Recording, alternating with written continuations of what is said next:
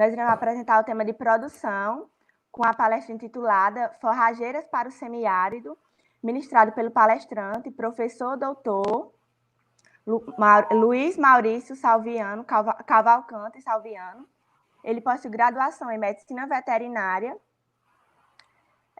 pela Universidade Estadual do Ceará, em 1970, mestrado em Animal Science pela North Carolina State University, em 1977, possui doutorado em Energia Nuclear em Agricultura pela Universidade de São Paulo, em 1996, possui experiência na área de zootecnia, atuando principalmente nos seguintes temas: bovinos, ovinos, caprinos, nutrição e pastagens, e atualmente é professor terceiro grau da Universidade Federal do Vale do São Francisco.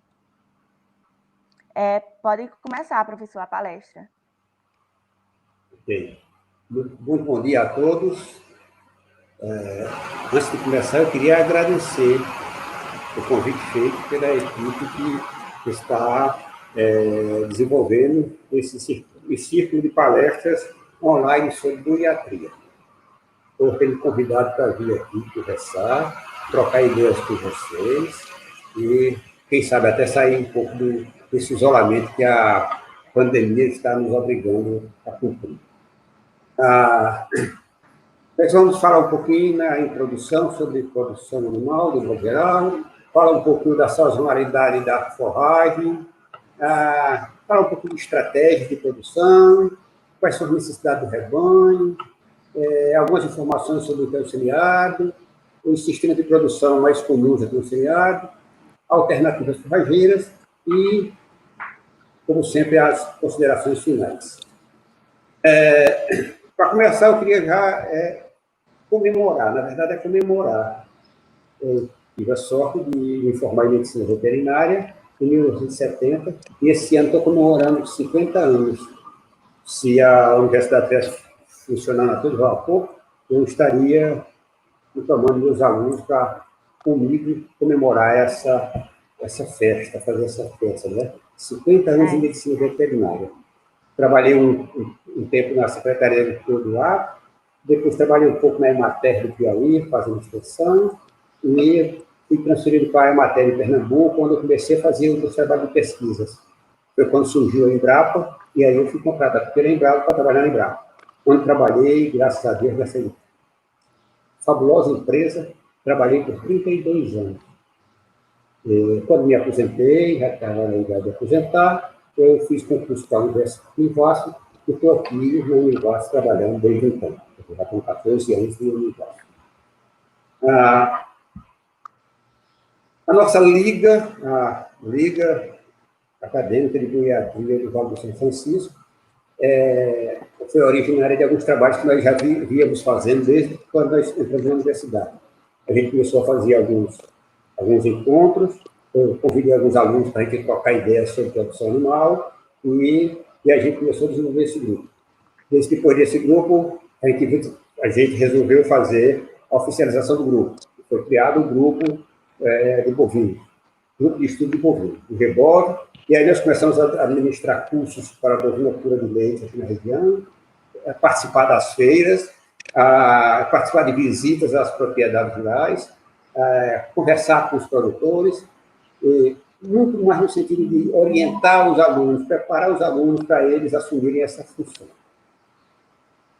Qual a alegria nossa saber que muitos desses alunos já vivem ou trabalham nessa área, porque se saíram bem nessas reuniões, nesses grupos de estudos.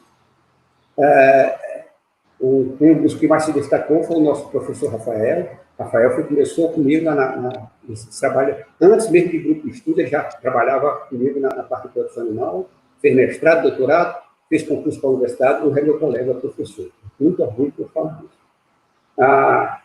Mas o grupo de bovinos estava pequeno, estava com dificuldades para superar algumas burocracias da universidade, e aí aconselharam a gente a criar uma liga. E foi quando nós chegamos à ideia de criar a Liga Acadêmica de Bariatria do Vale do São Francisco. Então, essa é a nossa liga que hoje está funcionando. E nós continuamos os trabalhos extensão, de trabalho de pesquisa, incorporando um grupo maior de professores, e hoje nós temos um grupo bom trabalhando nessa área. Eu queria começar essa palestra... É um prazer ter a palestra do senhor. Eu queria começar a palestra fazendo uma brincadeira com vocês. Geralmente, você fazer brincadeira não é parte da palestra. Mas hoje eu vou começar com o começo. Eu vou fazer uma brincadeira com vocês. Nesse aqui, a apresentadora falou aí que meu currículo, eu costumo apresentar isso para os produtores, que eu sou médico veterinário, que fiz curso de mestrado, fiz curso de doutorado, que trabalhei na pesquisa, que sou professor, mas que hoje eu me sinto um advogado. Até é um negócio estranho, né? É uma brincadeira, mas é verdade. É uma brincadeira verdadeira. Eu sou advogado de São Pedro. Na terra de vocês estão ouvindo aí, na terra de vocês, quem é que manda as chuvas? Eu sempre conheci que em São Pedro, o homem que manda as chuvas, né? Então, a gente, qualquer coisa... Lá no Ceará, o pessoal ainda fala, né, em São José, também pede a São José para mandar chuva.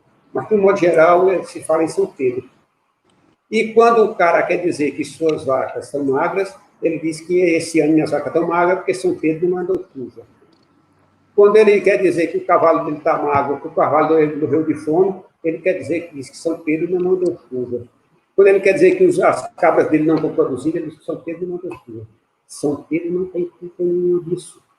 São Pedro já disse para nós aqui no semiárido, você está no semiárido, então, no semiárido vai ter pouca chuva e a chuva é irregular. Não tem regularidade, não tem garantia de ter chuva todos os anos.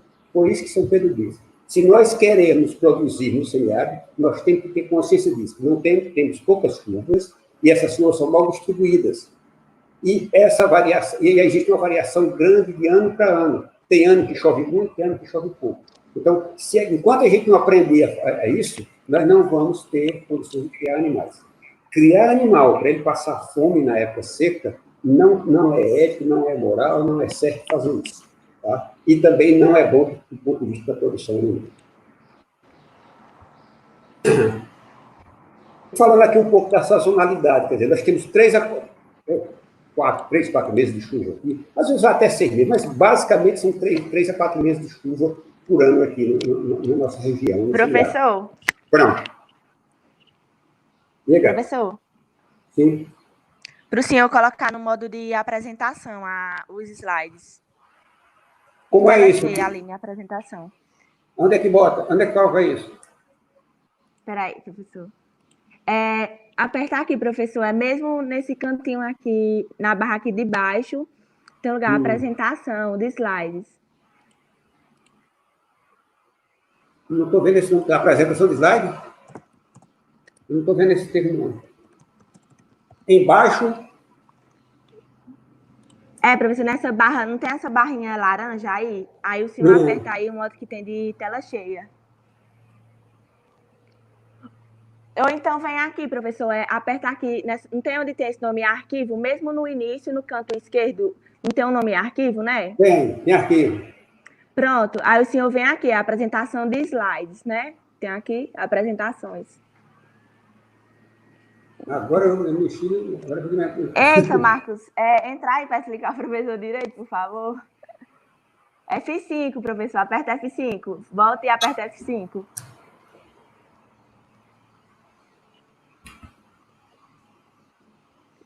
Sai aí desse coisa, volta para... Como é que eu saio aqui agora? Aperta nessa setinha que tem aí em cima para voltar. Isso. Agora fiquei sem a apresentação na tela. Acho que é porque está carregando, professor. Não. Ficou sem apresentação. Saiu da tela aqui.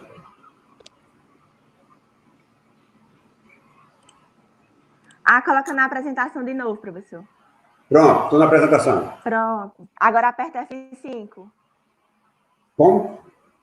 F5. F5. Pronto. Isso. Pronto, isso. Perfeito. Tá certo? Tá certo, professor. Obrigada. Beleza, então vou aqui, chegar lá onde eu estava. Bom, o que é que acontece no mundo que produz forragens? No mundo que cria animais? Se a gente considerar a região norte, o norte do globo, lá na Europa, lá na Rússia, nessas regiões bem frias, o cara cria caprinos, ovinos, bovinos, o que eles querem criar, já sabendo que tem 6 meses de neve e 6 meses que tem que estar quente, que vai ter produção de forragem. Então, eles sabem que tem que guardar a forragem para a época seca. Para a época fria. Já tem que guardar a forragem para a época fria.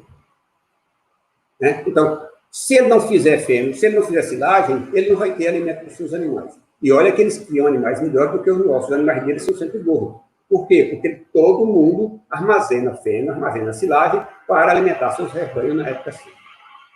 Ou na época fria. Para nós aqui, no semiárido, nós temos 3, 4 meses de chuva. As pastagens ficam verdes por uns 6 meses, mais ou menos. Mas durante 6 meses nós não temos nada. A caatinga, por exemplo, cai todas as folhas. Chegou a época seca, cai as folhas da caatinga. Então, os animais vão ter o que comer? Nada. Então, nós temos que arranjar um jeito disso. Em certo momento, eu fiz uma viagem para a Síria. E lá eu visitei algumas fazendas. Em uma das fazendas, lá nessa região onde eu estive, chove muito pouco, chove até menos do que aqui. Mas como as chuvas são regulares, as chuvas são na época fria, então eles conseguem produzir trigo e cevada. O cara colhe trigo, colhe cevada, pega aquela palhada e serve de alimento para os animais. Então, eles nem têm muita pastagem, porque tem isso, plantam os trigos e a cevada. Tira toda a palhada e guarda para alimentar os animais. Eu cheguei numa fazenda, tinha lá 3 pilhas de palhadas enormes. E perguntei ao dono lá da fazenda quantos animais ele tinha. Ele me deu o número lá e eu fiz os cálculos e digo, olha, o senhor tem pastagens, forragens sobrando aqui para os seus animais. Essa palhada aqui é mais que suficiente para os seus animais, não é não? Ele disse, sim, eu sei que é mais que suficiente. Se fosse só para um ano. Mas, eventualmente, nós temos aqui 2, 3 anos de seca. Então, eu tenho que ter alimento suficiente para 3 anos de seca. Eu tenho que estar sempre preparado para 3 anos de seca. Oh, meu Deus, se nós aqui no Nordeste fizéssemos isso, não era? Se a gente guardasse pelo menos para 6 meses, eu não queria nem que passasse para 2 anos, 3 anos, não. Pelo menos para 6 meses. E nem isso a gente faz, né? Nossos produtores, de modo geral, não armazenam nada, querem que a caatinga sozinha se dê conta de alimentar os animais durante todo o ano. Então, nós temos que mudar a nossa concepção de produção de forragem. Né? Eu coloquei aqui nesse quadro, não sei se dá para ver bem aí, simbolicamente, o que seria o período das chuvas. No período das chuvas, nós teríamos forragem à vontade, muita forragem. E quais são as necessidades dos animais? São bem menores do que as das forragens. Então, de um modo geral, nós aqui, durante o período chuvoso, sobra pasto. Na época seca, vem aqui do lado direito, é o contrário.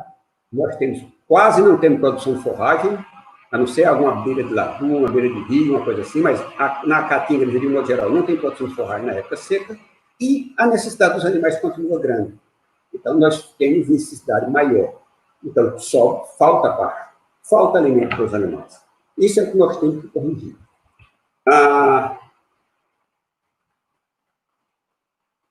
Nós queríamos falar também um pouquinho agora das necessidades nutricionais. Quais são as necessidades nutricionais do animal? Isso eu estou falando, eu botei a fotografia de uma cabra, mas pode ser uma cabra, uma vaca, uma ovelha. O animal precisa de alimento para manutenção, para ele se levantar, para comer, para se deitar, então ele precisa de energia para isso. Depois disso, ele precisa de energia para crescimento. O animal tem que crescer, tem que ficar adulto, então ele tem que crescer. A fêmea precisa estar prenha, ela precisa de alimentar o feto. Então, ela precisa de alimento para isso. Depois, ela precisa de alimento para produzir leite. Né? Produzir leite para a cria, então, produzir leite. Depois de satisfeitas essas necessidades, aí é que ela começa a fazer reservas. O que é reserva? Ela vai produzir gordura para acumular essa gordura. Para, na hora da necessidade, na hora que faltar alimentos, ela desmobiliza essa gordura e usa como energia para o sustento dela. Depois disso, é que ela vai entrar em si, depois que ele disser que ela vai entrar em reprodução. Então, vaca magra, cabra magra, ovelha magra, não entra em si. Se você quer ter uma boa produção, você tem que ter animais gordos. Não estou falando de animal obeso, estou falando de animal gordo. Um animal bem nutrido, um animal que tenha reservas. É isso que a gente quer. Figurativamente, eu coloquei aqui esses pacotes de feno. Para manutenção, o animal tem uma necessidade, para crescimento, ele tem uma necessidade maior, para prenhez, vai ser maior ainda, para lactação vai aumentando, para fazer reserva vai aumentando, e para ela estar pronta para entrar em si, para reproduzir novamente, ela tem que ter uma grande quantidade de alimento. Então, em cada estágio da vida do animal, ele tem uma necessidade diferente de alimentação. Por isso que eu vou falar aqui um pouquinho de estratégia. Qual é a estratégia de produção do nosso produtor? O nosso produtor tem alguma estratégia de produção? Pergunte aos produtores com quem vocês estão. Qual é a sua estratégia aqui?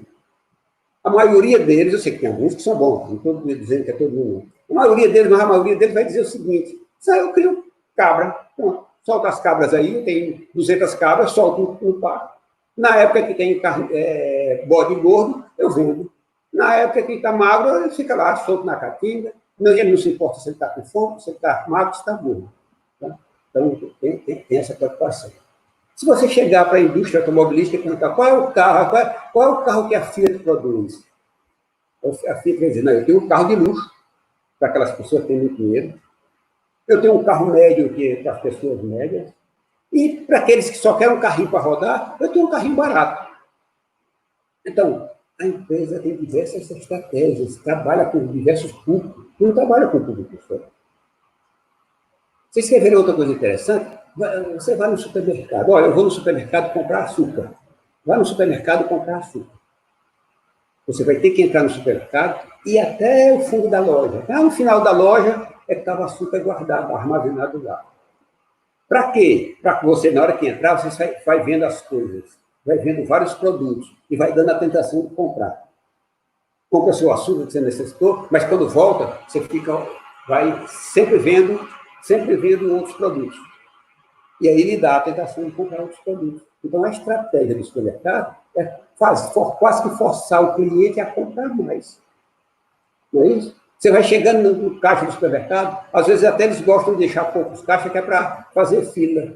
Você faz a fila ali, você fica olhando de um lado e outro da fila, você encontra uma revista com uma manchete interessante, para cada um, depende do gosto de cada um, mas você vê uma manchete interessante, você vê uma bala, você vê um chocolate, e aí vai dar a tentação de comprar. Então, ele existe a estratégia.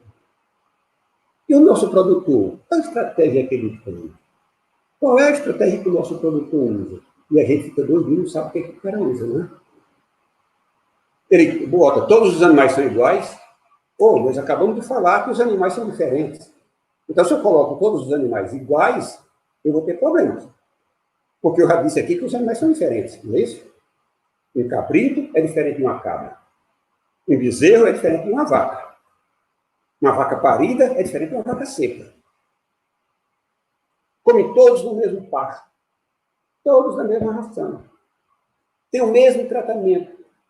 São vendidos nas mesmas condições. O cara só está preocupado em vender. Eu vou vender um bode gordo, um carneiro gordo. É isso que ele está interessado em vender. Ele não tem uma preocupação com os animais do rebanho, né? Então, se a gente for, como eu já comentei anteriormente, se a gente for ver, cada animal tem uma necessidade.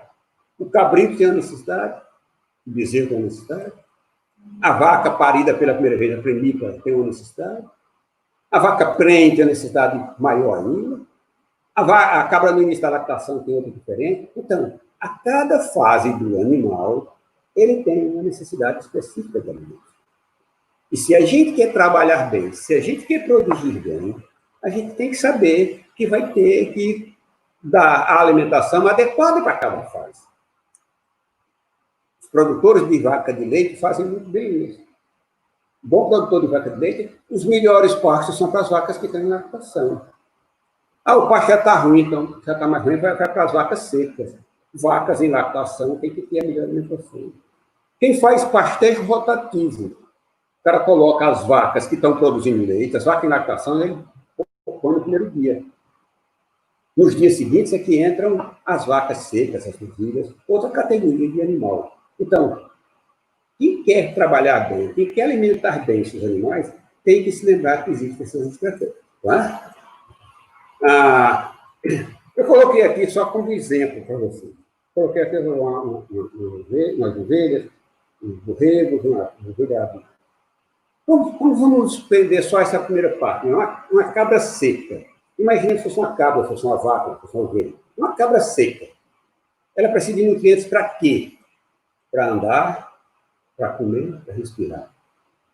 Ela vai gastar energia para andar, comer, para respirar. É essa a atividade que ela vai gastar energia. Então, gasta pouca energia. E uma cabra primípara, uma cabra que pare pela primeira vez. Quais são as necessidades dela? Ela precisa de nutrientes para viver, não é isso? Andar, comer, respirar. Precisa de nutrientes para recuperar do parto, principalmente quando é o primeiro parto. É muito sofrido, o animal sofre muito, precisa de tempo para recuperar. Ela precisa de nutrientes para produzir leite. Ela precisa de nutrientes para crescer. E ela precisa de nutrientes para reproduzir novamente. Para ela entrar em si, ela só entra em si se ela tiver gordura. Cabra magra, vaca magra, ovelha magra, não entra em si. Animais magros, fêmeas magras não entram em si. Elas só entram em si se estiverem bem alimentadas. E o que é que acontece se eu deixar tudo junto? Acontece que se eu tenho uma pastagem boa, se minha pastagem é de qualidade, e eu coloco novilhas, vacas secas e vacas em lactação, vou pegar vacas, por exemplo. Se eu boto vacas secas, vaca em lactação, numa pastagem boa, a vaca que tiver em lactação vai produzir o leite, vai manter o corpo dela. A vaca que estiver seca vai ficar gorda, vai acabar ficando obesa, e aí também tem problemas de reprodução. E se for o contrário, que é o mais comum, eu não tenho pasto suficiente para o meu rebanho, o que é que vai acontecer? A vaca que está seca, que tem menor exigência alimentar, vai sobreviver. A vaca que estiver recém-parida, que vai precisar de produzir muito leite, ela não vai ter nutrientes para isso. E aí ela deixa de produzir leite, acaba perdendo o bezerro, acaba morrendo a vaca. Isso é válido para a vaca, é válido para a cabra, é válido para a ovelha. Não estou nem falando em búfalo aqui, porque nós temos poucos búfalos. Provavelmente as pessoas, quando ouvem, não tem búfalo. Mas búfalo também é semelhante a isso aí. Né? Então, esses ruminantes são diferentes. E são diferenciados por categorias. E as categorias têm necessidades nutricionais diferenciadas. Então, se a gente tiver isso bem consciente, nós vamos saber administrar nossas produções. Então, eu vou reservar um alimento melhor para aqueles animais recém-paridos, para aquelas fêmeas que estão produzindo leite. Eu vou reservar um alimento melhor para a vaca que vai produzir leite. Eu vou reservar um alimento melhor para um animal que eu estou em engorda. Estou engordando o animal e ele precisa de um alimento de qualidade para ele engordar, para eu vender esse animal. Né? Então, vamos ter essa consciência que aí a gente pode trabalhar. Aí a gente agora pode falar de pastagem, porque eu já sei quais são as necessidades dos meus animais. Eu já sei como eu vou separar meus animais em categorias. Essa história de criar junto animais adultos, animais jovens, animais vaca seca, não funciona. Não tem como funcionar. Nós temos que mudar essa estratégia. Tá? Vamos falar um pouquinho agora do semiárido. O que é o semiárido? 70% do Nordeste, né? 70% do Nordeste é semiárido. Fica aqui um pouco Maranhão, ou muito do Maranhão, fica aqui um pouquinho do litoral. Aliás, o litoral é leste. O litoral norte quase que não tem a parte da região que chove bem, que é a região no litoral. Né? Quase que não tem litoral. Agora, está aqui o Nordeste todo precisando de chuvas, locais onde tem poucas chuvas, onde predomina o bioma caatinga. Né? Agora, é bom a gente lembrar que essa região não é uniforme. A gente fala em semiárido. Semiárido o quê? Semiárido nós temos lugar que chove 200 e pouquinho. Em Cabaceira, na Paraíba, chove, a média é 200 e pouquinho. Nós temos locais que chovem mais de 1.000 milímetros. Então, são regiões diferentes, os solos são diferentes, a paisagem é diferente. Nessa foto aqui, nesse slide, cada cor dessa significa uma unidade de paisagem diferente. Se a gente for mais a miúdo, for procurar ter mais precisão das coisas, eu estou aqui, vocês sabem, nós estamos aqui em Petrolina, vizinho a Petrolina tem o Juazeiro da Bahia. E Petrolina, os solos, o ecossistema de Petrolina é diferente do ecossistema de Juazeiro da Bahia. Se a gente andar aqui um pouquinho, no sentido de Salvador, a gente vai encontrar uma cidade chamada Senhor do Bonfim. E lá tem pastagens boas, e lá chove bem, e lá tem boa produção. Por quê? Porque lá tem uma altitude diferente. A altitude também não é só a latitude que modifica, não. A altitude também modifica tudo. Então, faz com que lá chova bem. Nós aqui em Petrolina só plantamos capim búfalo. De sequeiro, só tem capim búfalo e o capim corrente. Lá em Bonfim, na 100% daqui, eles plantam capim braquiário, plantam outros tipos de capim. Capim pangola, pangolão, ou outros tipos de capim. Então, cada região dessa é diferente. Tá? Aqui nós temos, só para simplificar, nós temos aqui a caatinga em Petrolina. Como nós já falamos aqui no semiárido, predomina a caatinga. Tá? Então, a caatinga em Petrolina. Vocês vejam que, tanto na época chuvosa como na época seca, não tem estrata herbáceo. Nós só temos estrata arbustivo e arbóreo. Nós só temos árvores, arbustos e árvores. Nós não temos ervas. E a boa alimentação para os animais são as ervas, principalmente para bovinos e ovinos. Os caprinos gostam de arbustos e árvores, mas os bovinos e ovinos preferem as pastagens herbáceas. Não é que caprino não coma capim, ele também come capim, ele também come ervas. Não é que o ovino não coma também arbustos e árvores, ele come também, mas não é a prioridade deles. A prioridade deles é o estrato herbáceo. Quem tem boas forragens, quem produz muitas forragens, é o estrato herbáceo. O estrato arbustivo arbóreo produz pouca forragem. Olha aqui outra região. Quixadá, no Ceará. Vocês estão vendo aqui, tanto na época chuvosa como na época seca, mesmo a pastagem seca, vocês estão vendo que tem um estrato herbáceo, ainda tem capim seco, os animais comerem. Os animais se alimentam melhor. Então, essas caatingas que têm estrato herbáceo são melhores do ponto de vista de produção animal. Né? Então, por isso é que eu estou falando, é que cada caatinga é diferenciada. Cada região tem sua vegetação diferenciada. É difícil a gente dar uma receita para o Nordeste como um todo. Muito do que eu estou falando aqui, eu vou falar baseado na situação aqui de Petrolina, dessa região do sudeste de São Francisco. Mas é válido para as outras regiões em algumas situações. Existe um trabalho muito interessante aí que fazem que se faz de manejo da caatinga, manipulação da caatinga, onde faz raleamento, onde faz rebaixamento, onde faz enriquecimento da caatinga. Essas tecnologias não funcionam bem onde a caatinga não tem estrato herbáceo. Só funciona bem onde a caatinga tem estrato herbáceo. A caatinga aqui de Petrolina, do Brasil, do sudeste de São Francisco, essa caatinga não tem estrato herbáceo. Então, por mais que a gente trabalhe, que desmate, não sai um estrato herbáceo de qualidade, não sai uma forragem de qualidade. Em outras regiões, você tira a caatinga e nasce um estrato herbáceo de qualidade, uma forragem de boa qualidade. De um modo geral, a caatinga é usada como a quase única fonte de alimentos.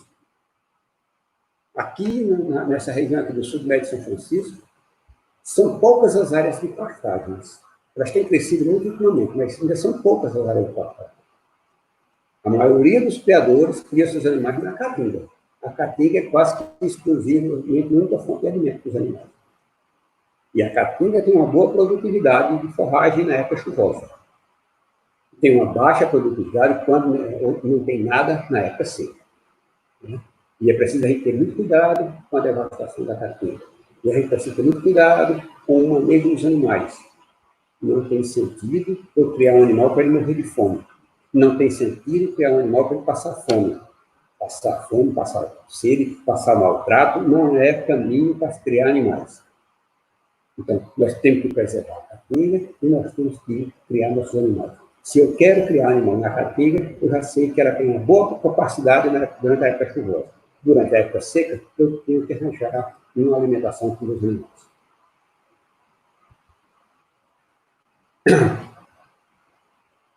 Outras coisas interessantes da caatinga, vocês vejam nesse slide aqui, você não vê absolutamente. Em cima aqui nós vemos uma novilha comendo uma pastagem, até uns pés de maniçoba que ela está comendo aí, na caatinga durante a época chuvosa. Em parte de baixo, você não vê absolutamente nenhuma folha. O que é que esses animais vão comer? Roer as cascas das árvores, matar as árvores, degradar a caatinga. Porque se alguma dessas plantas até rebrota, começa a dar alguma rebrota, faz todo o esforço para ter uma rebrotazinha. Aí o animal vai lá e come. Acaba tirando toda a reserva da planta e a planta acaba morrendo. Né? Falando agora um pouco dos alimentos que nós temos disponíveis. Nós temos aqui pasto nativo, que é a caatinga, nós temos pasto cultivado, nós podemos ter pasto irrigado, nós podemos ter feno, silagem, pode fazer diferença da pastagem. Nós temos os concentrados, principalmente os comerciais, concentrados proteico e energético. Nós temos coproduto da agricultura, coproduto da indústria, e temos outros recursos forrageiros. Eu vou falar sobre cada um deles, tá certo? Por exemplo, pastagem. Nós temos pastagem para pastejo. O que é que os animais pastejam aqui? Eles podem pastejar na mata ou na caatinga. Na mata mais para o lado do litoral, mas na caatinga eles podem pastejar. Ou tem caatinga que é aberta, que eles chamam de campuru, e predomina a pastagem herbácea. Então, essa é a pastagem cultiva. Dependendo da situação da região onde você está, você pode encontrar esses dois tipos de pastagem. A caatinga e a caatinga que já foi desmatada, ou que nunca teve nada mesmo, sempre foi herbácea. Nós temos as pastagens cultivadas. De pastagem cultivada, para essa região, que chove até em torno de 600 milímetros, nós só temos o capim búfalo e o capim corrente. O capim búfalo, de modo geral, foi plantado, o capim corrente ele invadiu, tomou conta das áreas. E em algumas regiões, como eu comentei há pouco tempo, por exemplo, em Bonfim, a poucos quilômetros daqui, nós temos a possibilidade de produzir capim braquiária, capim pangola e outros. Na região do Agreste, eles têm outras gramíneas que podem ser usadas. Então, existem outros para ser usados. Mas nessa região que chove, grosseiramente falando, região que chove abaixo de 600 milímetros, não adianta tentar outro capim. O capim é capim búfalo e o capim corrente. São os dois capins que suportam isso aqui. O capim búfalo e o capim corrente. Pastagem para corte, nós temos uma afinidade. Milho, sorgo, capim elefante, cana, maniçoba, leucena, são tantas. Daqui a pouco a gente vai falar mais sobre isso aí. Nós temos pastagem irrigada. Pastagem irrigada, basicamente, é você saber qual é a pastagem que você quer. Qual é o nível de adubação que você vai usar, qual é o nível de irrigação que você vai usar. Se você der irrigação à vontade, água à vontade, se der a adubação à vontade, então, dificilmente alguém vai ganhar do capim mombaça. Agora, cada capim desse tem suas características, que podem ser boas ou podem ser ruins.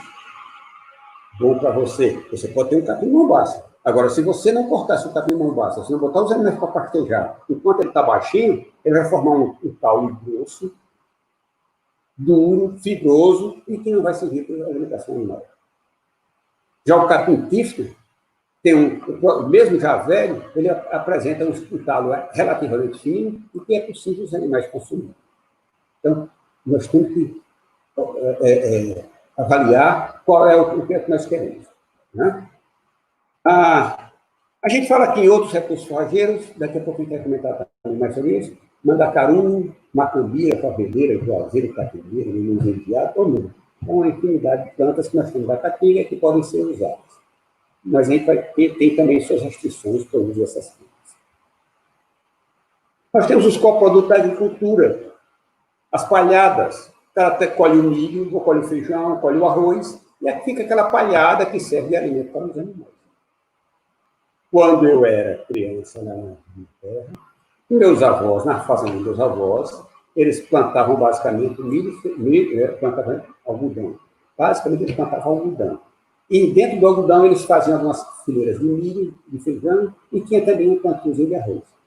E o gado, o rebanho todo, na época chuvosa, ia com as fazendas um pouco distante lá da gente. Onde não produziam grãos, a gente levava esse gado para lá.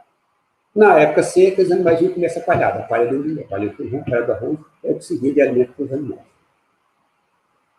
Tem o que a gente chama de ramas, rama de melancia, rama de melão, frutos não comercializados, melão, caju, limão, goiaba, abóbora.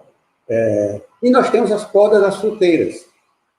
Quem trabalha aqui na região irrigada, na região de São Francisco, que deve ter o quê? Então, mais de 100 mil hectares irrigados, e o cara planta basicamente manga, uva e goiaba. Goiaba agora tem menos, mas manga e uva são os principais.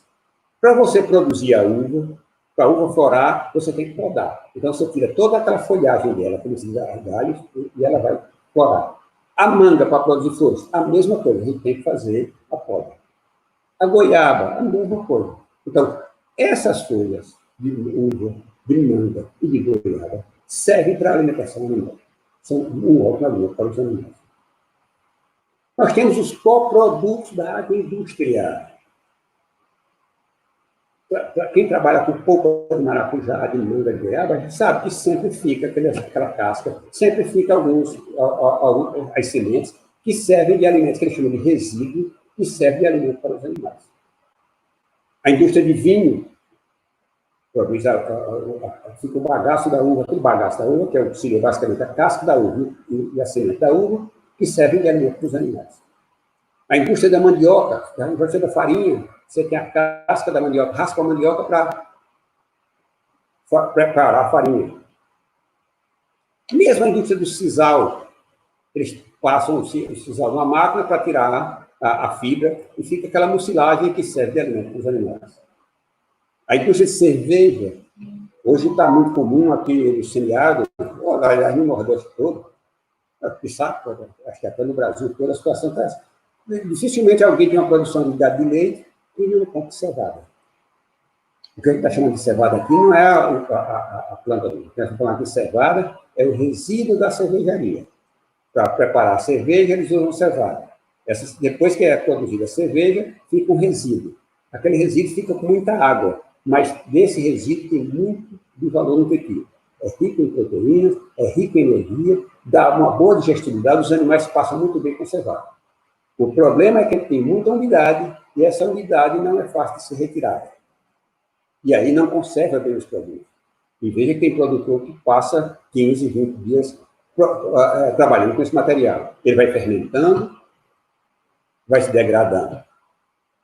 Pode até, eventualmente, criar fungos que são tóxicos para os animais. Pode criar bactérias que são tóxicas para os animais, que podem prejudicar a vida dos animais. A indústria da cana, tem o bagaço da cana. O bagaço de cana tem pouco valor nutritivo. Ele é muito mais uma fonte de fibra para os animais. Se o cara tem muito grãos, ele pode criar seus animais com grãos com bagaço de cana. Mas não é possível criar um ruminante só com concentrado. Só com grãos ou com farelas. Não é possível criar um animal porque vai dar acidose e o animal acaba morrendo. Então, teria que usar uma fibra. E a fibra, você pode nutrir seu bagaço de cana. Agora, do ponto de vista nutricional, o bagaço de cana praticamente não tem valor nutricional. Tem um produto que vocês vão começar a trabalhar com eles, vão ouvir falar muito deles agora. É o DDG e o WDG.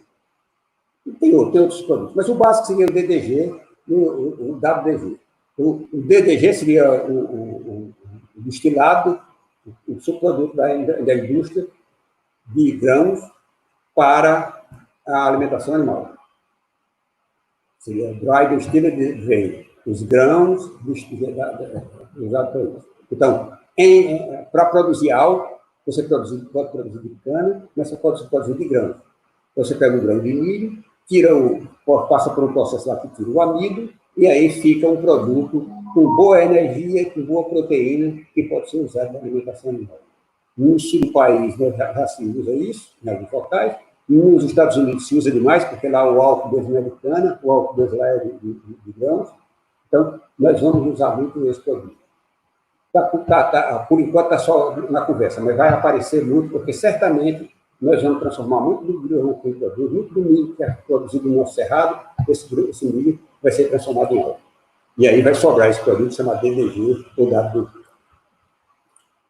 E tem os alimentos que são concentrados, e aí eu não vou discutir muito sobre eles, que tem no comércio aí, né? Milho, sorgo, milho, farelo de soja, farelo de algodão, farelo de mamona. Nós podemos fazer feno, podemos fazer silagem, nós podemos fazer blocos nutricionais, nós podemos trabalhar com mistura mútua, raspa de mandioca. São tantas alternativas que nós temos que a gente pode trabalhar muito com elas. Uma outra alternativa interessante, que tem se usado, principalmente aqui no Vale do São Francisco, é que os produtores também podem colocar animais dentro das áreas de produção de manga, dentro das áreas de produção de manga, dentro das áreas de produção de coco. Entre os pés de manga nascem muitas ervas, muitas graminhas, ou seja, muitas graminhas muito boas, e o cara ainda tem que gastar para tirar essas, roçar ou passar herbicida para tirar essas plantas. Alguns produtores estão usando caprinos, ovinos, até bovinos, no meio da manga, no meio da uva, para que esses animais consumam essas ervas daninhas, esses capinhos e essas outras ervas que tem lá. Existe um inconveniente, é que os animais podem eventualmente ser portadores de salmonelose. Um animal portador de salmonelose, ele pode deixar contaminar os frutos e as pessoas, se não lavarem bem, podem consumir um fruto contaminado com salmonelose e pode se contaminar também. Então, para exportação, os importadores não querem frutos de onde se cria animais. Para o mercado interno, não há problema, as pessoas têm criado os animais dentro da fruticultura. Bem, eu fiz aqui uma espécie de um resumo das possibilidades que nós temos para criar animais aqui no semiárido. Nós podemos usar um sistema que a Embrapa chama de sistema CBL, seria Caatinga, Búfala e Leucemia. É o nome dele. Nós podemos trabalhar com pasteio de ferido. Alguém costuma chamar feno em pé, mas esse pasteio de ferido está muito bem utilizado em outras regiões do Brasil. No Brasil Central, onde produz muito gado. Nós temos a possibilidade de trabalhar com pastagem irrigada. Nós podemos ter o processo de conservação de forragem, fazer feno, fazer silo, fazer droga, e até um processo de melhoramento das forragens, com imunização. Nós podemos trabalhar com os caprinos, os bovinos, na fruticultura. Nós podemos usar os coprodutos da agricultura e nós podemos fazer integração sequeiro em áreas irrigadas. Para falar melhor disso aí, vamos começar com esse chamado CBL.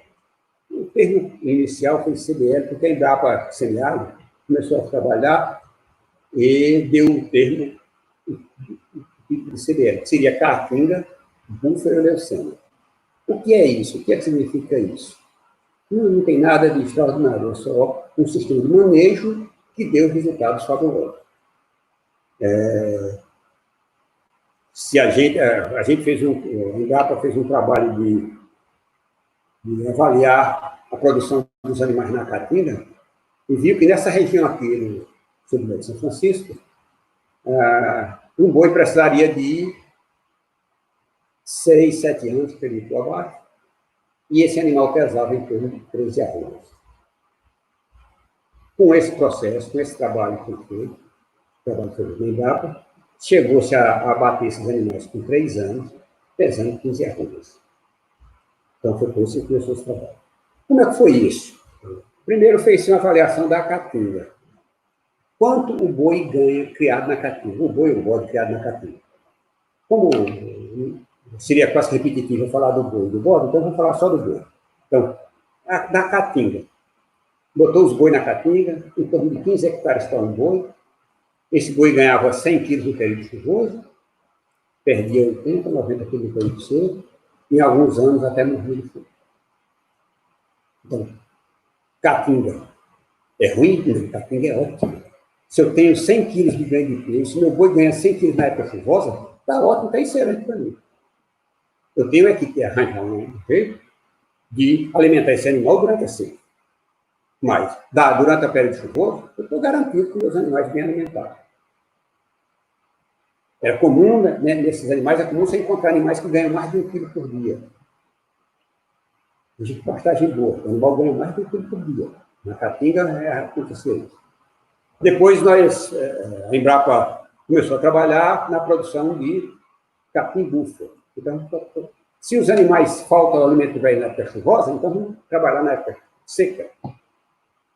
E colocamos os animais no capim-búfalo e viu que os animais ganhavam 120 quilos na época chuvosa e não perdia peso na época seca. Qual coisa boa, o animal não perdia peso na época seca, né? E bem na época seca, os animais não perdiam peso, estavam mantendo aquele peso dele. Então, caatinga no período chuvoso, capim-búfalo no período seco.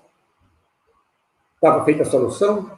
Provavelmente não, porque alguém chegou e disse, mas eu quero que minha vaca produza leite na época seca. Ou eu quero que meu boi engorde na época seca. Eu quero que vender bode na época seca e eles estão morrendo de fome. Eles estão magros. Então, nós vimos que o capim-búfalo, o problema é que o capim-búfalo tinha uma boa energia, só não tinha proteína.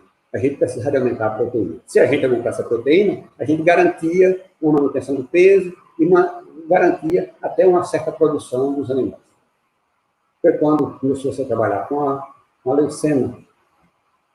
Então, caatinga, na época chuvosa, búfalo na época seca, e uma complementação com a leucena. Por isso é que se chamou CBR. Com o tempo, as coisas foram evoluindo e se descobriu que existia uma planta chamada maniçoba que podia ser utilizada, que existia uma planta chamada guandu que podia ser utilizada, que podia se trabalhar também com palma, que podia trabalhar com melancia forrageira, ou apareceram diversas alternativas. Então, esse CBL seria caatinga, búfalo e as outras alternativas que a gente tiver disponível.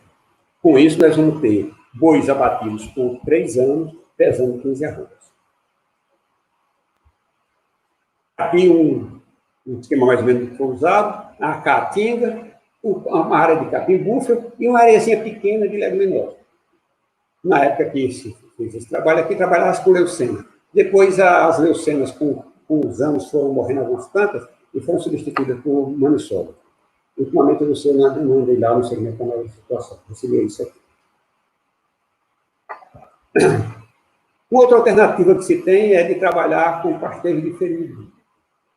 Eu tenho uma pastagem de capim-búfalo, eu não preciso de trabalhar com caatinga, eu quero trabalhar só com capim-búfalo. Então, eu vou pegar a minha área, vou dividir em 3 partes. Uma parte vai ser usada só durante o período chuvoso. As outras 2 partes serão usadas no período seco. Porque se eu usar toda essa área no período chuvoso, os animais vão comer todo o pasto, na época seca não tem pasto. Então, se eu deixo o capim-búfalo, uma parte da área, ele secar, ele vai crescer, vai secar. Vai diminuir a energia e vai diminuir muito a proteína. A proteína dele vai para em torno de 3 a 4%. Até 5% de proteína, mas em torno de 4 a 5% de proteína. O animal precisa no mínimo de 7%. Então, eu vou ter que dar um suplemento de proteína. Esse suplemento de proteína pode ser um farelo, que geralmente é caro, pode ser um feno, uma silagem, também são caros, mas também pode ser ureia. Então, você pode usar ureia, faz o sal proteinado e suplementa esses animais só com ureia. E aí você tem estabilização do peso. Os animais não perdem peso na época seca. É isso que está se fazendo no Brasil Central. No Rio, no Poder de Boi, está todo mundo fazendo o diferimento, deixando uma área para o período seco. Eu sei que lá chove mais e eles têm uma estratégia até interessante. É que no início das chuvas, os animais usam toda a área. Depois eles tiram, já está perto de terminar as chuvas, as plantas estão parando de crescer, aí eles tiram os animais de lá e deixam só numa área específica para deixar que o capim cresça novamente para ficar preservado para a época seca. Entendido? Uma outra alternativa que nós temos é da pastagem irrigada. Aqui no São Francisco, nós fizemos um experimento, porque a gente trabalhou com pastagem irrigada. A gente só ler aqui algumas coisas que fez. Capim-pisto, nós trabalhamos com vinhos da raça santinês. A irrigação foi por aspersão, em torno de 40 milímetros a cada 5 dias. Na época mais fresca, na época mais fria, como agora, só se irrigava a cada 8 dias. Fizemos uma adubação considerada boa, alguém até chama pesada, seria 350 kg de fósforo, 350 kg de cloreto, de potássio e 700 kg de ureia. Fizemos um pasteio rotacionado, 4 dias de pasteio, 24 dias de repouso. E fizemos uma lotação de 70 carneiros por hectare. Lotação de 70 carneiros por hectare. Então, nesse processo, nesse trabalho todo, nós chegamos a ter... Os animais entraram com peso de 21 quilos, com peso final de 35 quilos. Naquela ocasião, quando foi feito esse experimento, o mercado aqui só aceitava animais acima de 18 quilos, a carcaça de acima de 18 quilos. Então, para ter uma carcaça de 18 quilos, tem que ter um animal com 30 quilos. Se a gente trabalhar com um animal de peso menor, é possível que os ganhos de peso sejam maiores. Então, em resumo, a gente conseguiu em torno de 9 quilos por hectare por dia. 9 quilos por hectare por dia. Foi isso que se conseguiu, 70 carneiros por hectare. É possível colocar mais carneiro, ou possível colocar menos? Provavelmente, se você aumenta a adubação, você vai ter um pouquinho mais de ganho de peso. Se você diminui, você vai ter um pouco mais de animais partejando. Se você diminui a quantidade de adubo, então você vai diminuir também a quantidade de animais. Isso é muito relativo, relacionado com isso. Se eu aumento o adubo da minha pastagem, eu vou ter mais produção de forragem. E eu posso ter mais ganho de peso. Se eu diminuo a quantidade de adubo, então eu vou ter uma produção menor. Então, ninguém pense que esses ganhos de 9 quilos, eu vou conseguir sem adubar meu pastagem, sem irrigar direito, sem dar a quantidade de água que a planta precisa. Se eu não fizer isso, eu não vou ter boa produtividade. Aí os carneirinhos que nós usamos, trabalhando com esse tipo de carneiro. O mesmo trabalho foi feito com bovinos, e eu vou falar aqui só basicamente dos animais que a gente chamou de crioulo, animais peduros, ou animais criados na região. Nós pegamos bovinos criados na região, bezerro desmamado, pesando 160 quilos, passaram um período aí, peso final de 286 quilos, com um ganho de 11 quilos por hectare por dia. 11 quilos por hectare por dia. É um ganho de peso muito bom. É uma situação muito boa essa de pastagem irrigada. Então, é uma alternativa para a época seca, você garantir que tem animais de qualidade para vender no mercado. O boizinho que a gente falou, que disse que era duro, sei lá, crioulo, é um boizinho como esse, quer dizer, não tem nada de extraordinário, não é um animal de raça de boa qualidade, mas funcionou bem e ganhou mais de 1 quilo por dia. Consórcios fruteiras. A Embrapa fez um trabalho com os produtores de manga, onde os carneiros foram usados carneiros, e os animais ficavam lá na pastagem por 9 meses, com uma lotação de 5 a 15 cabeças por hectare, com um ganho de 52 quilos. Hoje, isso foi feito há algum tempo, hoje já mudou um pouco, porque os próprios produtores já mudaram, eles não têm mais uma safra de manga, eles agora já têm 2 safras de manga, então é possível, na época da floração, não é bom ter animais, porque eles vão comer as flores, podem comer as flores, podem atrapalhar a produção. Tá? Mas, de qualquer forma, é uma alternativa você ter esses animais que vão comer, diminuir as ervas daninhas da agricultura e vão produzir algum ganho de peso. As alternativas que nós temos mais, conservação de forragem, feno, silagem, eu acho que não vale a pena eu gastar meu tempo aqui falando de feno e silagem, porque todo mundo sabe o que é feno, o que é silagem. Feno é cortar o capim, ou para secar e armazenar. Isso é muito simples de falar aqui. Agora, lá no campo é duro. Para você cortar o capim, geralmente o capim cresce na época das chuvas. Se você corta e põe para secar e bate uma chuva, você perde a qualidade do seu capim. Você tem que cortar para espalhar para secar. Se vier uma chuva ou uma neblina, você tem que juntar esse material. Então, quem quer fazer isso, tem que trabalhar com maquinário de qualidade para fazer todas essas etapas. Nós temos a silagem, pode ser feita de silagem pode ser feita de praticamente qualquer produto, Essa que nós temos aqui no quadro é interessante, é uma silagem feita com maniçoba. A gente saía pelas caatingas, até pelas estradas mesmo, onde a gente encontrava um pé de maniçoba, cortava esse pé de maniçoba. Cortava as ramas dele, os galhos dele. Triturava e fazia, usou esse aro cincho para fazer o feno. Depois que estava com mais ou menos 2 metros de altura, a gente colocava uma lona, fechava, já feita a silagem. Tá certo? Mas existe a silagem de superfície, que hoje é o mais utilizado, como mais ou menos que nós temos aí na fotografia. Em alguns locais, eles têm produtos que não podem ser conservados. Há pouco tempo nós falamos aqui da cevada, ou do resíduo da uva, o resíduo da produção de polpas. Então, esse material sai da fábrica com 70%, 80%, às vezes 90% de água. E esse material fica difícil de você tirar água. Então, você pode muito bem pegar esse material, que tem muita umidade, junta com uma palhada, mistura com uma palhada, e aí você, já que está trabalhando, está usando com ele, aí você pode colocar ureia, você pode colocar milho, você pode colocar soja, você pode colocar vermífugo, faz um bloco, que é esse que está aqui embaixo. Esse aqui foi feito manualmente, foi feito em um balde. Mas, se o cara quiser, pode industrializar. Essa indústria lá no Oriente Médio, o cara tem uma indústria. Eles têm lá o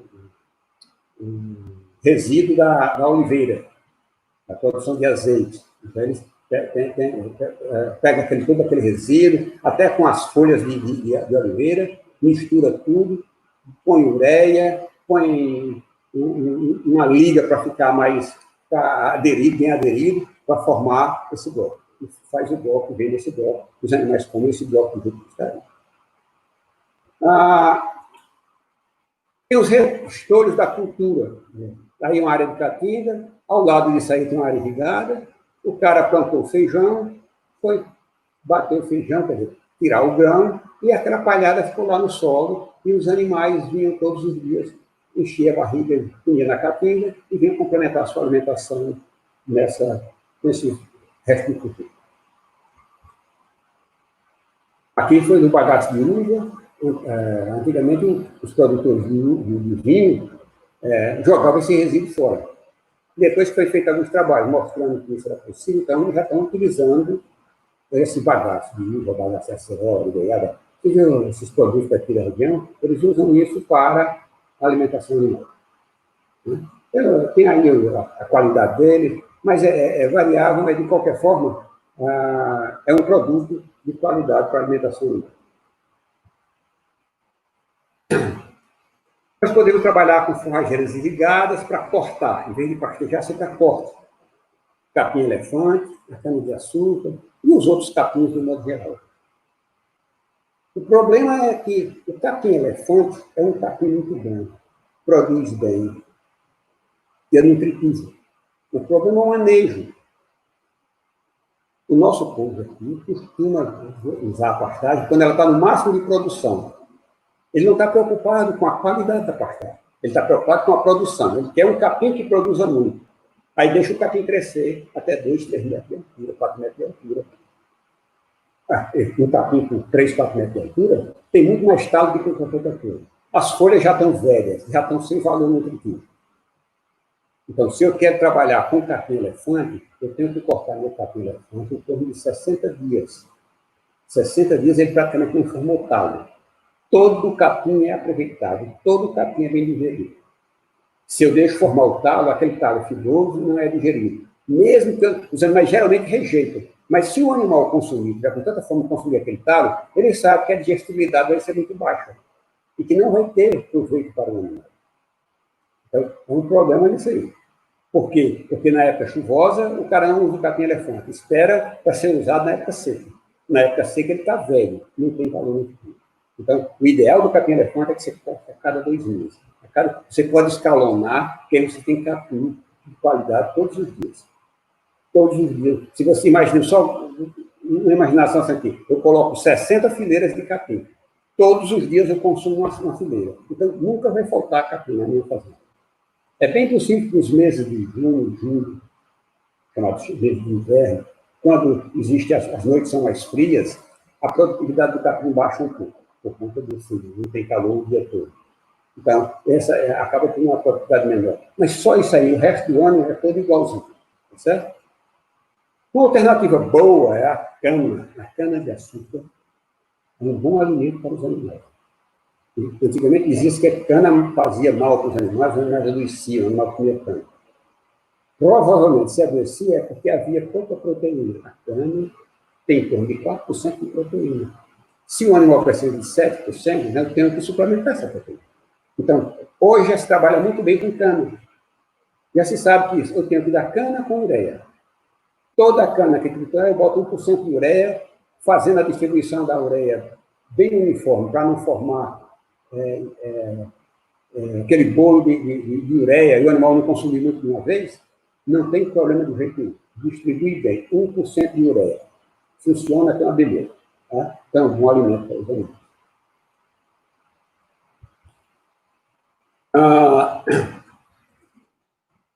Vou repetir aqui para vocês as graminhas que nós temos aqui. Pastagem. Fazer pastagem isso aqui, nós fazemos ou com capim búfalo ou com capim corrente. Capim corrente é um andropolo.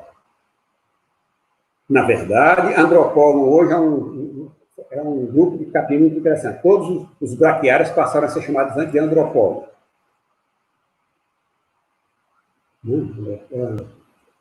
Não é problema. Desculpa, eu estou confundindo. Faltou o nome. Faltou o nome ali, Urocloa. Desculpa aí, que é Urocloa. Então, todo capim braquiário agora é chamado de Urocloa. Então, Urocloa moçambicense, que é esse chamado de capim corrente. E existem os outros Urocloa decumbens, Urocloa essa coisa toda. Mas, como ainda não pegou bem esse nome, ainda tem gente chamando de braquiária. Tá? A possibilidade de produzir capim braquiária, a possibilidade de produzir capim pangola aqui na região, claro que há. Agora, é em algumas regiões, não é no como todo. O semiárido como todo não pega isso aí. Garantido no semiárido todo, capim búfalo. Isso é garantido. Tem uma vantagem boa. Ele mantém as folhas em pé. Depois que ele amadurece, ele não cai, ele não tomba. Se ele não tomba, ele fica lá, as folhas ficam em pé, os animais comem bem. Mesmo a folha dando seco, o animal aproveita bem aquela folha. Já o capim urocloa, o capim corrente, ele tomba muito.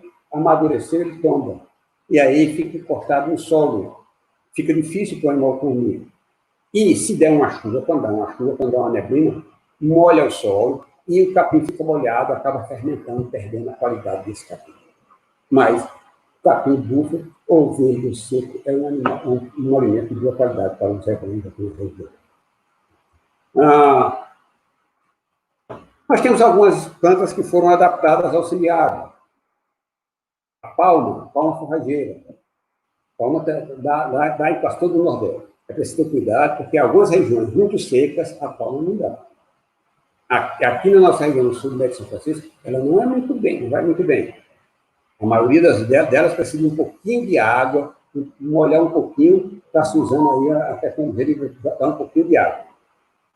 Então, mas, do modo no agreste, ela produz uma beleza porque ela tem uma capacidade de absorver aquela umidade.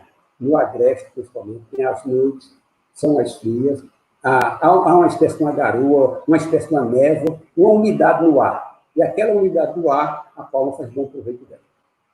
Então, é uma forrageira de excelente qualidade, tem diversos tipos de plantio, teve um problema da coçonilha, chamado de coçonilha carnívora, tem criado alguns problemas com a palma.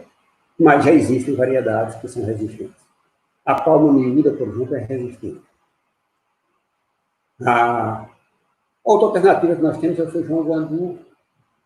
Existe um guandu forrageiro, uma planta que demora mais a produzir grão, então produz mais folhas, é mais alimento para os animais. É rico em proteína, é um alimento bom. No início, os animais recusam um pouco, porque ele tem um pouco de caminho, e travam um pouco, eles não comem bem. Mas, de um modo geral, depois que se acostuma, eles comem muito bem.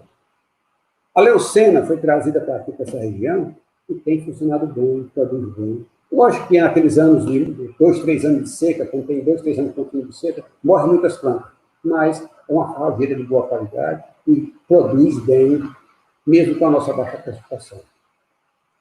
A glucídia, muito parecida com a leucena, também pode ser usada aqui. A algaroba, as raízes da algaroba são muito ricas em energia, são muito ricas em proteína. Eventualmente, se o animal consumir uma grande quantidade de algaroba por muito tempo, pode desenvolver um problema que vão mexer com os neurônios que dão suporte aos músculos masséticos, esse músculo da mastigação. Aí o animal fica com a boca aberta, ele chama até de carató, quando as vacas ficam com a cara muito forte. Então, pode dar esse problema se consumir só algaroba por muito tempo. Mas se consumir algaroba e outras forrageiras, geralmente não dá esse problema.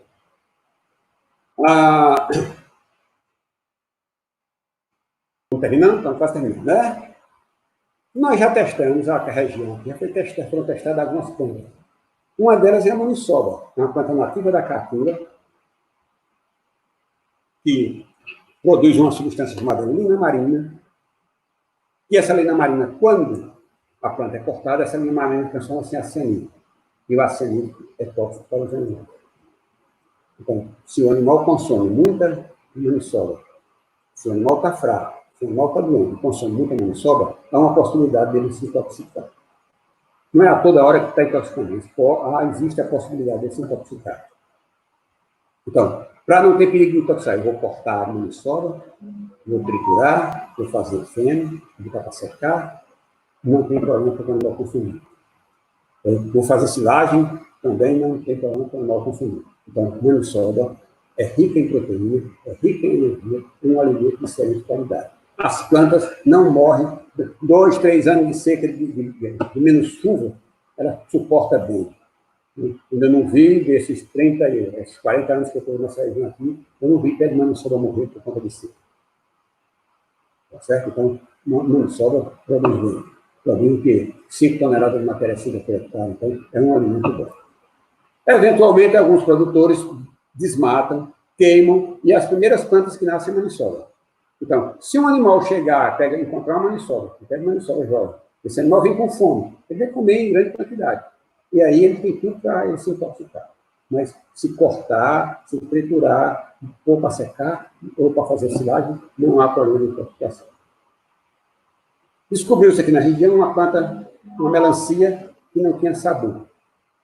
E que suportava bem o período seco todo sem se deteriorar.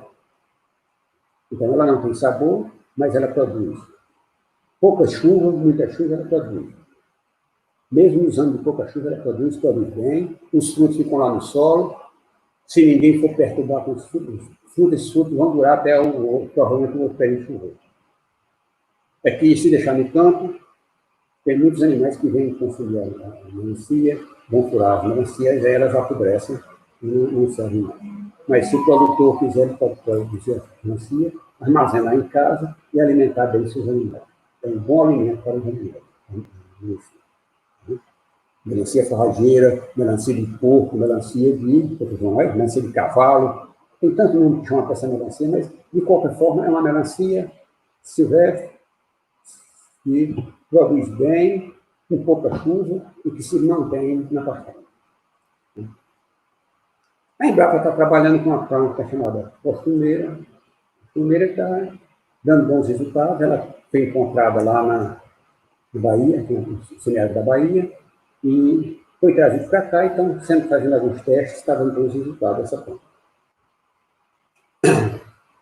Nós temos também as forrageiras que nós consideramos potenciais para cá. Tem uma planta chamada feijão bravo. Ela cresce durante o período seco. O feijão bravo cresce no período seco, fora no período seco, fica no período seco. Ela tem uma capacidade de absorver água, de procurar água, que é espetacular. Ainda tem problemas para a gente saber como é que vai contar, com tem espaçamento, porque ela é tão competitiva que queria ficar muito afastada uma da outra. Se ficar muito próxima uma da outra, elas brigam uma com a outra pela água ou pelos nutrientes e acabam morrendo pelas duas ou produzindo muito pouco pelas duas.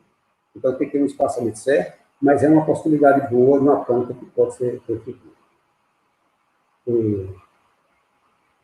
Mororó, o pato de vaca, também é outra planta da caatinga, que depois, na época da chuva, ele produz bem. Depois da chuva, perde as folhas facilmente. Algum trabalho pode ser feito para fazer o cantinho dela.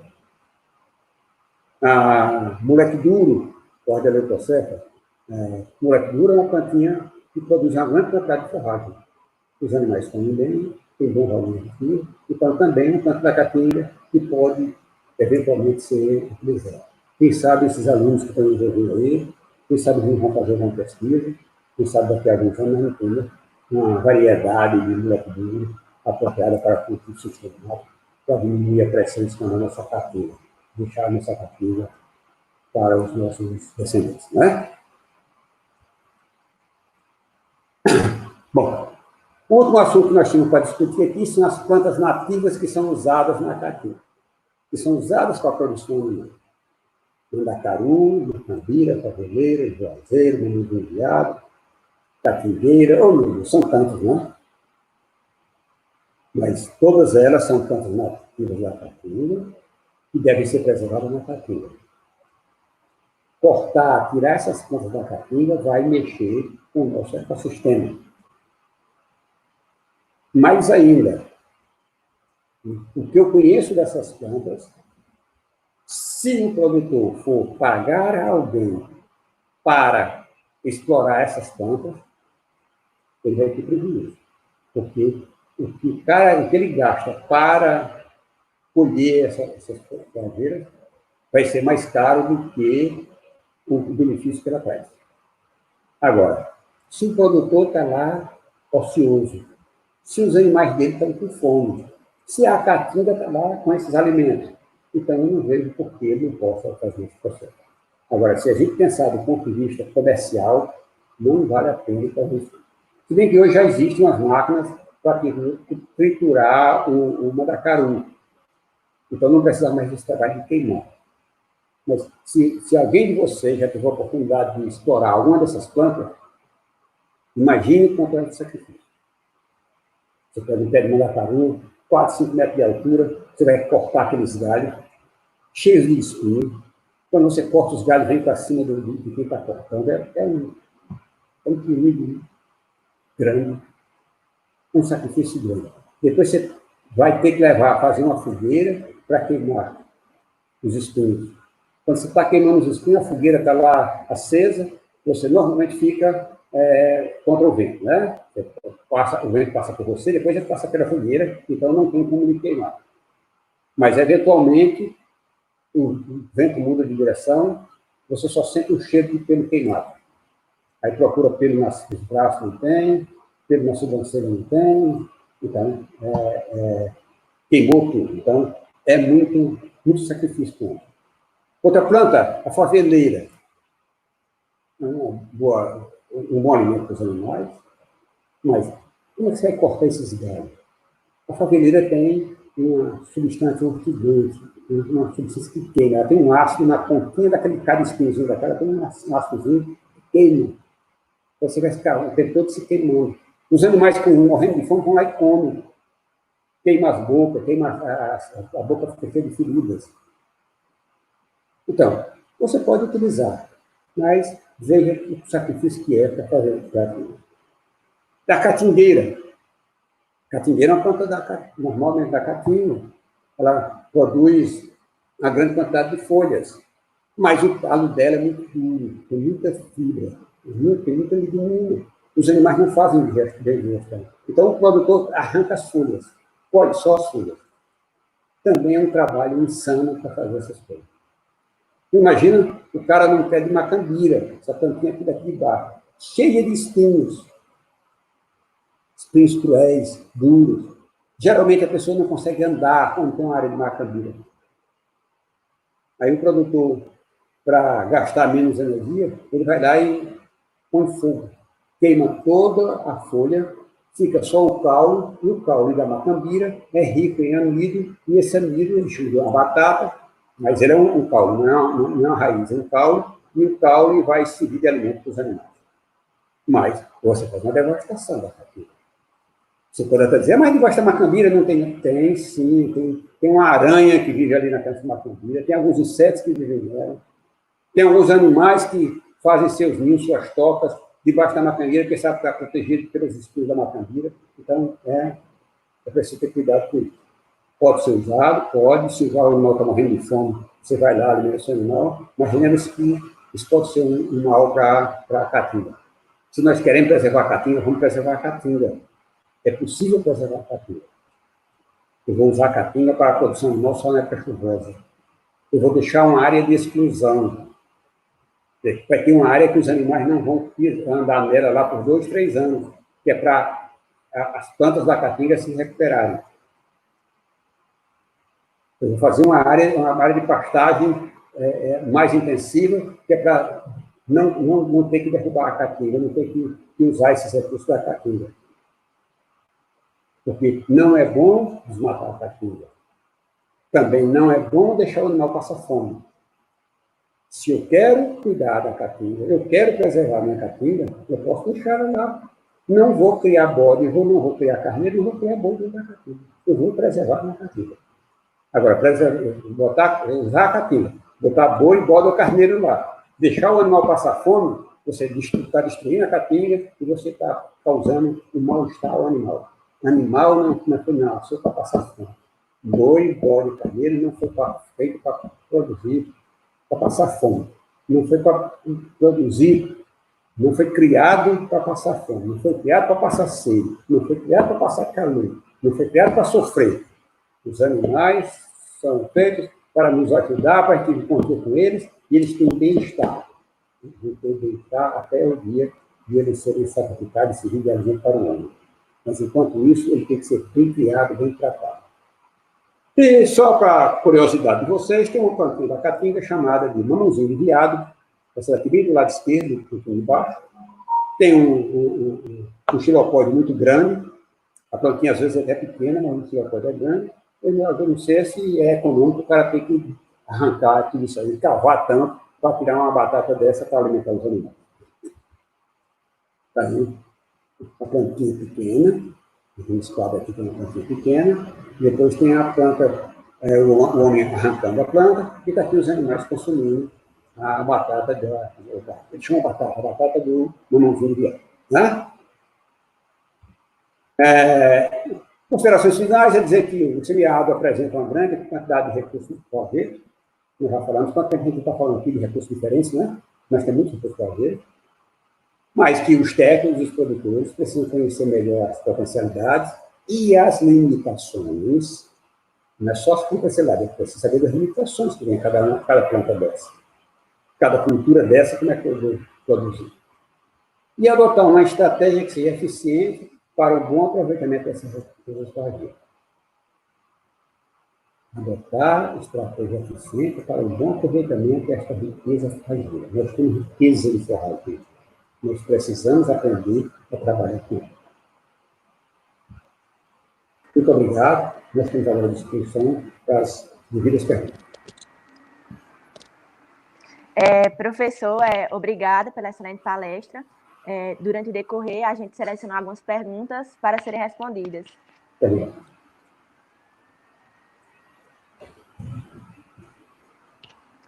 O Diego fez a pergunta, bom dia, ótima palestra. Professor, o gado Sindi e Guzerá são adaptados ao clima e pastagens do sertão, ou eles conseguem retirar mais nutrientes das plantas do que consomem? Obrigada, Diego, pela pergunta. As raças zebuínas, Gi, Guzerá, Nelore, Sindi, esses animais se adaptaram muito bem às nossas condições e eles podem conviver muito bem com a caatinga. No entanto, eles precisam de uma boa alimentação. É tudo o que nós já comentamos aqui. Uma boa alimentação. Nós já sabemos que a caatinga é muito boa para a época chuvosa.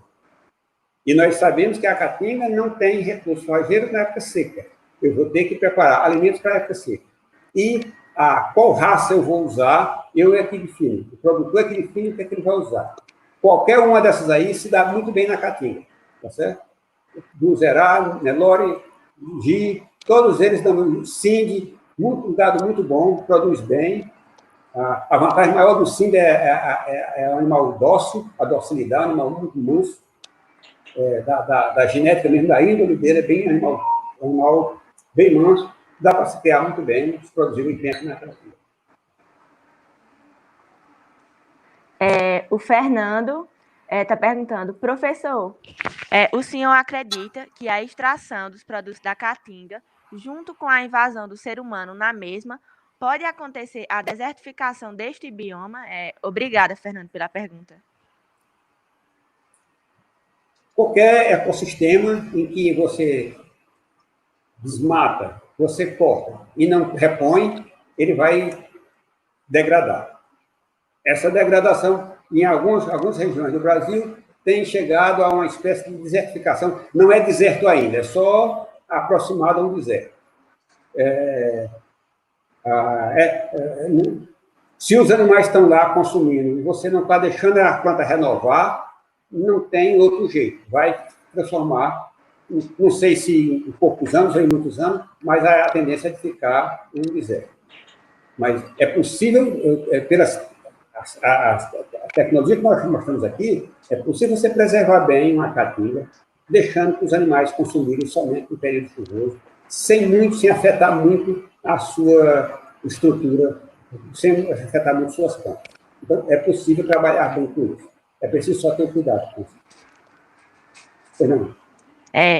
O Matheus Rodrigues está desejando parabéns pela palestra, que foi uma excelente palestra, e está perguntando, professor, qual é a melhor estratégia para caprinos e ovinos na estação de monta? Emprenhar na seca e parir nas chuvas, ou emprenhar nas chuvas e parir na seca? Obrigada, Matheus, pela pergunta. Amigo, vai depender da qualidade das forragens que você tem. O ideal desses animais é que você tenha forragens na época que os animais têm maior necessidade. Qual é a época que os animais têm maior necessidade? As vacas, as cabras, as ovelhas têm maior necessidade no início da lactação. Assim que ela pare, ela tem que ter muitos alimentos para ela produzir muito leite, para ter muito bem suas crias. Quem trabalha com bovinos, geralmente faz isso. Os nascimentos ocorrem no início do período chuvoso, no início do período de forragens. Então, se você trabalha com esse sistema, quer dizer, na hora que o animal tem a maior necessidade, é na época que tem melhores forragens. E aí, tanto é bom para a mãe, que vai produzir muito leite, como é bom para a cria, porque vai ter leite e vai ter forragem. Então, na hora da desmama, o animal vai desmamar mais pesado, porque ele teve uma boa quantidade de leite e ele teve uma forragem de qualidade para ele se alimentar. Mas isso também é variável, porque depende da situação de cada um. Tem gente que tem pastagens boas nas épocas secas. O cara que irriga, por exemplo, ou tem gente que tem alimentos na época seca.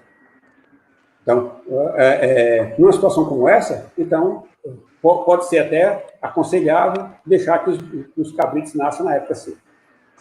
E se você tem alimento ao longo do ano, não tem restrição de alimento, tem alimento garantido ao longo do ano, então você pode fazer sua estação de monta no momento que você quiser. Você que define qual que é mais conveniente para a sua situação. O Cristiano tem uma dúvida. Professor, é possível armazenar o resíduo úmido de cervejaria em silos trincheira com grandes quantidades, assim como a silagem de planta inteira de milho? Obrigada, Cristiano, pela pergunta. Sim, é possível fazer silagem de bagaço, de cevada. É possível fazer. Existem diversas maneiras de você armazenar um produto, de você conservar um produto. Uma das maneiras é que a gente chama de colocar ácido. Quer dizer, se eu faço uma silagem, a silagem vai produzir ácido. E esse ácido vai baixar o pH e aí não penetra nas bactérias. Se não penetra a bactéria, então o produto está conservado. Então, se a cevada tem carboidratos solúveis que vão se transformar em ácidos, esses ácidos vão manter a silagem, e manter a forragem e feito silagem. Então, é possível fazer silagem. Existe outra maneira de fazer, é quando você conserva no sal. Você pode conservar os alimentos com sal, né? Faz carne do sol, com sal. Você pode conservar, então você pode conservar com sal. Só que, nesse caso, você gastaria muito sal para conservar a forragem, a cevada. Mas pode ser conservada também com sal. Mas eu acho que a silagem seria o melhor resultado.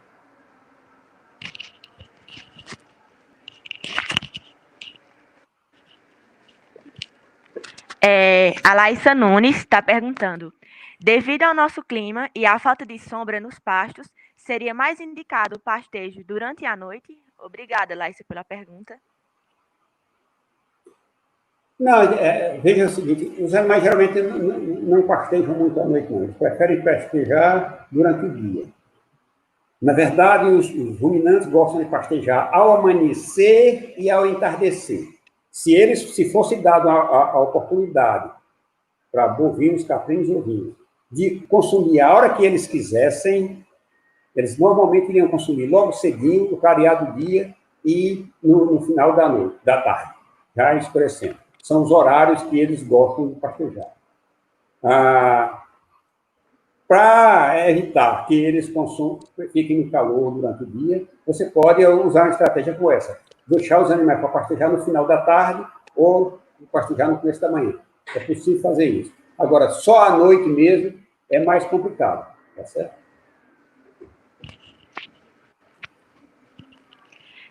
O Vinícius Carvalho disse: bom dia, professor. Você tem algum conhecimento da planta icó? Dizem que os animais que comem ficam com a carne preta. Verdade ou é mito? Obrigada, Vinícius, pela pergunta. Não, eu conheço a planta chamada icó. Os animais geralmente não consomem. Ela não é bem consumida pelos animais. Agora, eu admiro se os animais consomem o suficiente para mexer com a estrutura dela. A não ser que o animal esteja passando muita fome, mas eu não conheço também se ela provoca essa escuridão na carne, se a carne vai ficar escura, essa coloração da carne, se ela vai ficar escura porque consumiu essa planta. Acho que o tempo de perguntas acabou, né? Ok. Se alguém tiver se alguém tiver alguma pergunta, professor, a gente vai enviar para o senhor, aí o senhor responde e a gente envia para eles novamente. Tá certo, tudo bem. Okay. A gente gostaria de agradecer ao professor Saviano pela disponibilidade, pelo conhecimento partilhado e pela palestra excelente que foi ministrada. A gente gostou muito da sua palestra e temos certeza que os ouvintes também gostaram. Recebemos muitos comentários elogiando e ficamos muito felizes com a presença do senhor e todos os ouvintes aqui presentes. Ok, eu só tenho a agradecer. Já no começo eu falei isso, agradecer a vocês por essa oportunidade de estar aqui e dizer para todos que estão ouvindo que, se tem alguma dúvida, se tem alguma sugestão, por favor, pode usar meu telefone, usar meu e-mail, mandar as mensagens, que eu terei o prazer em responder. Muito obrigado a todos. A gente gostaria de pedir, né, para que vocês sigam as nossas páginas, o GICEB, o GEBU e a Libivasf, e nos marquem nas postagens. E a gente gostaria de avisar, né, que a palestra de ontem à noite foi transferida, né, para hoje, às 16h30. A palestra é intitulada Pecuária de Corte, Estratégias para Cria Lucrativa. Espero que vocês não percam, que estejam gostando do nosso evento. Mais uma vez, nós agradecemos a todos. Obrigada.